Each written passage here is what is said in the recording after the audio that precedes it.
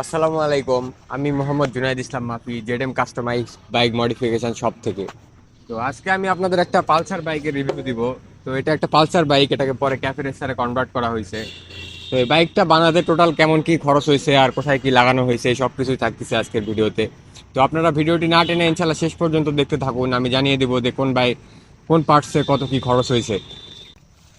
তো এই বাইকটাতে মডিফিকেশনের জন্য ইউজ করা হয়েছে একটা সিঙ্গেল মিটার, সাথে ক্যাফে রেসারের হ্যান্ডেলটা 3 পার্ট হ্যান্ডেল, আর দুই পাশে দুইটা মডিফাই ইন্ডিকেটর, আর সাথে একটা রাউন্ড হেডলাইট। আর বাইকটার কালার করা হয়েছে আপনার ইয়েলো কালার আর হোয়াইট কালার, সাথে ব্ল্যাক কালারের কম্বো, যাতে একটা থিম আসে বাইকটাতে। ব্যাক মাডগার্ড সব কিছু একটা থিম অনুযায়ী করা হয়েছে।